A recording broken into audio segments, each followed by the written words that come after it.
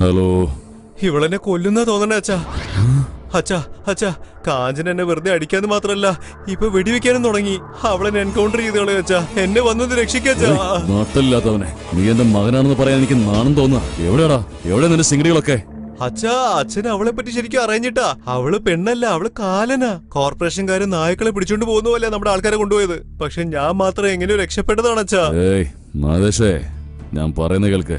വെളുക്കുന്നതിന് മുമ്പ് എവിടേക്കാന്ന് വെച്ചാ പോ.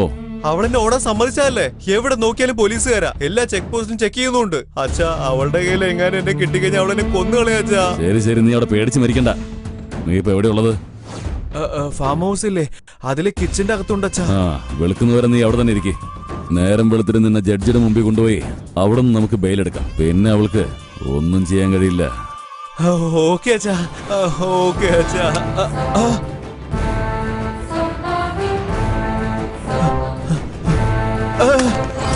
Hello Mathesh, hello hello മാതേഷ്.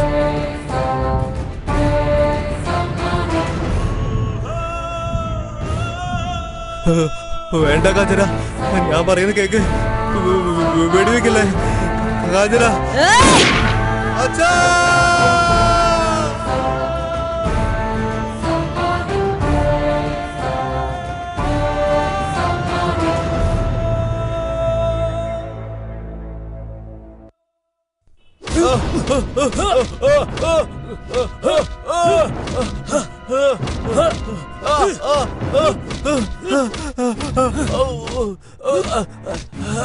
Madam, commissioner ലൈനിലുണ്ട്.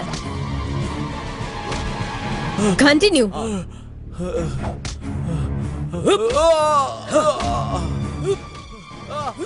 കാഞ്ചനെ, home മിനിസ്റ്ററുടെ വീട്ടിൽ ഞങ്ങൾ എല്ലാവരും നിങ്ങൾക്ക് വേണ്ടി കാത്തിരിക്കുകയാണ്. ഇമ്മീഡിയറ്റ് ആയിട്ട് വരണം. എന്താ കാഞ്ചനെ, എന്താ നിന്റെ മനസ്സിൽ വിചാരിച്ചിരിക്കുന്നത്? നിന്റെ ഇഷ്ടത്തിന് തോന്നിയ ദിവസം ചെയ്യാ? ഞാനും നിന്റെ ഹയർ ഓഫീസറെ എന്തിനു വേണ്ടി ഇരിക്കുന്നത്? ചുമ്മാ വർത്താനം പറയാനോ? ഇല്ല സർ, നിയമത്തെ സംരക്ഷിക്കാനാണ്. അത് നീ പറഞ്ഞറിയേണ്ട ആവശ്യം എനിക്കില്ല. നിയമം എവിടെ പാലിക്കണം, എവിടെ പാലിക്കപ്പെടേണ്ടത് എനിക്ക് നന്നായിട്ട് അറിയാം. അയ്യപ്പൻ ആരാന്നാ നിന്റെ വിചാരം? നമ്മുടെ പാർട്ടി ഫണ്ടിലേക്ക് ഒരുപാട് സഹായം ചെയ്തിട്ടുള്ള ആളാ. എന്റെ ഗോഡ് ഫാദറാണ്. അദ്ദേഹത്തിന്റെ മകനല്ലേ നീ അറസ്റ്റ് ചെയ്തിരിക്കുന്നേ? ആദ്യം നീ അയാളെ റിലീസ് ചെയ്യ്. ഇദ്ദേഹത്തിനോട് മാപ്പ് പറ. സോറി. നിങ്ങളോടല്ല, ഇദ്ദേഹത്തിനോടാ. ഇവൻ നിങ്ങൾക്ക് ചിലപ്പോ ഗോഡ് ഫാദർ ആയേക്കാം, പാർട്ടി ഫണ്ടിലേക്ക് ധനസഹായം ചെയ്തിരിക്കാം. എന്നാൽ ഇയാളുടെ മോനൊരു കൊലപാതക. ഒരു പോലീസുകാരനെ തന്റെ വീട്ടിൽ വെച്ച് അതിക്രമിച്ച് അദ്ദേഹത്തിന്റെ ഭാര്യയുടെ മകളുടെ മുന്നിൽ വെച്ച് തന്നെ മനസാക്ഷിയില്ലാതെ കൊലപ്പെടുത്തിയിരിക്കുന്നു. പോലീസുകാരുടെ ജീവന് പോലും യാതൊരു ഉറപ്പും ഇല്ലെങ്കിൽ പബ്ലിക്കിനെ എങ്ങനെ നമ്മൾ സംരക്ഷിക്കും? ശരി, നടന്നത് നടന്നു. എന്തോ ചോരത്തളപ്പുകൊണ്ട് സംഭവിച്ചു. വേണമെങ്കിൽ ആ കുടുംബത്തിന് നമുക്ക് 1 ലക്ഷം രൂപ ധനസഹായം ചെയ്യാം. സോറി, ഒരു ജീവന് പകരം പണം കൊണ്ടെല്ലാം ഒതുക്കി തീർക്കാമെന്ന് വിചാരിക്കണ്ട. പോയ അയാളുടെ ജീവൻ തിരിച്ചു തരാൻ കഴിയോ? അയാളുടെ ഭാര്യയ്ക്ക് ഭർത്താവിന് തിരിച്ചു കൊടുക്കാൻ കഴിയോ? നിങ്ങൾക്ക് അനാഥരായ അയാളുടെ മക്കൾക്ക് അച്ഛന് തിരിച്ചു കൊടുക്കാൻ കഴിയോ? ഏയ്, ആരോടാ നീ സംസാരിക്കുന്നേ? ഞാൻ ഈ സ്റ്റേറ്റിന്റെ ഹോം മിനിസ്റ്ററാണ്. എന്റെ ഈ കതറിന്റെ പവർ ഉണ്ടല്ലോ, അത് നീ ഇപ്പൊ ഈ ഇട്ടിരിക്കുന്ന കാക്കയ്ക്ക് ഇല്ല മോളെ. എന്നെ ധിക്കരിക്കാനായോ നീ? ഞാൻ ആരെയും ധിക്കരിക്കുന്നില്ല സർ. നിങ്ങളുടെ ചോദ്യത്തിന് ഉത്തരം പറഞ്ഞു. അഹങ്കാരത്തോടെയാണ് സംസാരിക്കുന്നത്. അതിന്റെ ഭവിഷ്യത്ത് എന്താണെന്ന് നിനക്കറിയാമോ? ട്രാൻസ്ഫർ, അത്രയല്ലേ ഉള്ളൂ. ഊണും ഓർക്കും കളഞ്ഞ് നാടിനെ രക്ഷിക്കുന്നവരാ ഞങ്ങൾ. അന്തസ്സില്ലാത്ത ഓരോ പ്രവൃത്തികൾ ചെയ്യുന്നവരെ നട്ടല് തല്ലിയൊടിച്ച് നാട് സംരക്ഷിക്കുന്ന ഞങ്ങളുടെ കടമയാണ്. അപ്പോ ഇദ്ദേഹത്തിന്റെ മകനെ വിടാൻ നീ തയ്യാറല്ലേ? ഞാൻ ഒരു പ്രാവശ്യം FIR ഇട്ട് കഴിഞ്ഞാൽ കോടതിയിൽ ശിക്ഷ കിട്ടണം. ഇല്ലെങ്കിൽ നടു റോട്ടിൽ വെച്ച് ചവിട്ടിക്കൊട്ടി കൊന്നുകളയും. അതായത് എന്റെ മകനെ കൊല്ലോ? നീ കൊല്ലുന്നത് നിങ്ങളുടെ ശീലം, സംരക്ഷിക്കുന്നത് ഞങ്ങളുടെ ശീലം. എനിക്ക് വേണമെങ്കിൽ അവന്റെ നെറ്റിൽ ഗൺ വെച്ചപ്പോ തന്നെ കൊല്ലാമായിരുന്നു. ഉപ്പ് തിന്നവൻ വെള്ളം കുടിക്കുമെന്നതുപോലെ അതേപോലെ തെറ്റ് ചെയ്തവനും ശിക്ഷ അനുഭവിച്ചേ മതിയാവൂ. അതിന്റെ ഇടയ്ക്ക് ആര് വന്നാലും എന്നെ കുറിച്ച് ആർക്കും അറിയില്ല. ഞാൻ എന്തിനും മടിക്കാത്തവളാണ്. Anyway, sorry sir.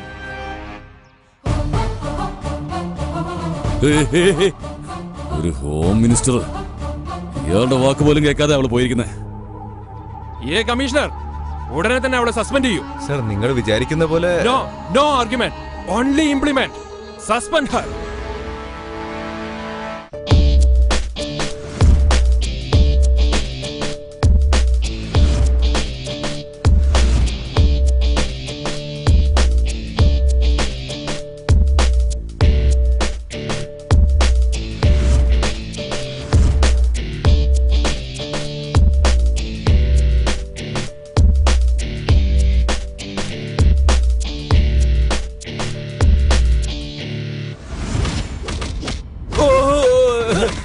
തല്ലല്ലേ തല്ല ഓ തല്ലല്ലേ തല്ലല്ലേ പോലീസുകാർക്കെതിരെ കൈ പൊന്തിക്കാൻ നിനക്ക് ധൈര്യമുണ്ടോടാ? ഏയ്! ഒച്ച വെക്കടാ, നന്നായിട്ട് ഒച്ച വെക്ക്. മറ്റുള്ളവരുടെ ചോരയുടെ ഗന്ധം നന്നായിട്ട് ആസ്വദിച്ചതല്ലേ? വേദന എന്താണെന്ന് ഇപ്പൊ നിനക്ക് മനസ്സിലായിട്ടുണ്ടാവും. നീ ചെയ്ത ഓരോ കൊലപാതകങ്ങൾക്കും കൊള്ളകൾക്കും ബലാത്സംഗത്തിനും അതിനുള്ള പ്രായശ്ചിത്തം ചെയ്യണത്. നിന്നെ നീ ജീവിക്കാൻ അനുവദിച്ചിട്ട് വേണ്ടടാ. എന്നൊന്നും ചെയ്യല്ലേ, ഞാൻ എല്ലാ സത്യവും പറഞ്ഞേക്കാം. എന്നൊന്നും ചെയ്യല്ലേ. നിന്നെ വിടാനോ?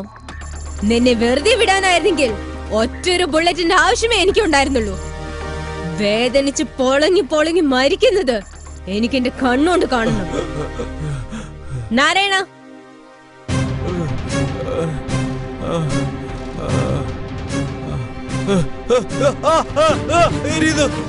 വേണ്ട വേണ്ട വേണ്ട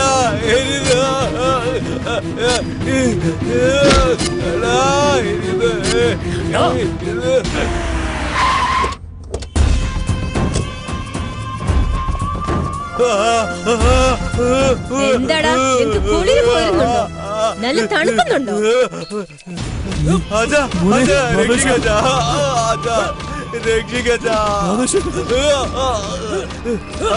ഇവരെന്നെ കൊന്നുകളയാ.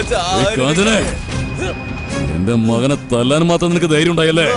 ഞാനൊന്നും മനസ്സ് വെച്ചാ നിന്റെ ഈ കാക്കി കുപ്പായം അഴിപ്പിച്ചു വെച്ച് റോഡിൽ ഭ്രാന്തിയെ പോലെ നടത്തും.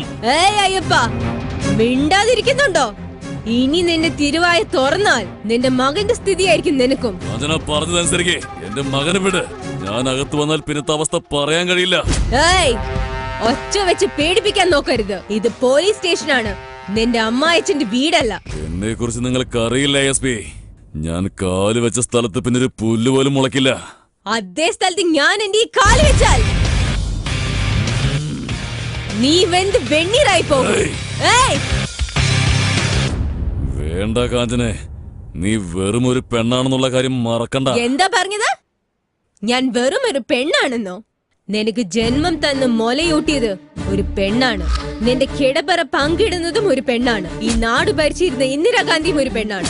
IPS കിരൺ ബേഡിയും ഒരു പെണ്ണ് തന്നെയാണ്. ഈ ലോകത്തിന്റെ മാതാവായ ഭൂമി ദേവിയും ഒരു പെണ്ണ് തന്നെയാണ്. ശത്രുക്കളോട് യുദ്ധം ചെയ്ത് അവരെ വേരോട് നശിപ്പിച്ച് നമ്മുടെ ഇന്ത്യ മഹാരാജ്യത്തെ ജനിച്ച വീരപുത്രിയായ റാണി ലക്ഷ്മിബായും ഒരു പെണ്ണ് തന്നെയാടാ. നിന്റെ ഈ അക്രമങ്ങളൊക്കെ ചേർത്ത് നീ കെട്ടിപ്പടുത്ത ഈ ക്രിമിനൽ സാമ്രാജ്യമൊക്കെ നിലം പരിശാക്കി ചുട്ടുകരിക്കാൻ വന്നവളാണ് ഞാൻ. ഈ ചീറ്റപ്പുലി കാഞ്ചനയും ഒരു പെണ്ണാണടാ. ഏയ്, ഇനി 24 മണിക്കൂറിനുള്ളിൽ നിന്റെ കൈകളിൽ വിലങ്ങിട്ട് ഈ ജയിലിനകത്ത് നിന്നെ തൂക്കിയെടുത്തിട്ടില്ലെങ്കിൽ ഞാൻ കാഞ്ചനയല്ലടാ. എടേ, അടുത്ത 24 മിനിറ്റിനുള്ളിൽ നിന്റെ ഈ കാക്കി കുപ്പായി ഞാൻ അഴിപ്പിച്ചു വെച്ചില്ലെങ്കിൽ എന്റെ പേര് അയ്യപ്പൻ നല്ലടേ. ഓ, ഇനി എന്താ നോക്കി നിൽക്കുന്നേ? ആ ബെയിലിന്റെ കോപ്പി എടുത്ത് അവളുടെ മുഖത്തേക്ക് വലിച്ചെറിഞ്ഞു കൊടുക്ക്. ഇതാണ് കോടതി ഉത്തരവ്. അവനെ എത്രയും പെട്ടെന്ന് റിലീസ് ചെയ്യണം. ഈ ബെയിൽ ഓർഡർ കാണിച്ച് നിന്റെ മോനെ എനിക്ക് ഈ സ്റ്റേഷനിൽ കൊണ്ടുപോകാൻ പറ്റും. എന്നാൽ എന്റെ നിയമത്തിന്റെ മുന്നിൽ വെച്ച് അവന് രക്ഷയില്ല അയ്യപ്പ. Sunil, release him. മോനെ, മഹേഷേ, എനിക്ക് വയ്യ. നിൽക്കണല്ലോ. പോടാ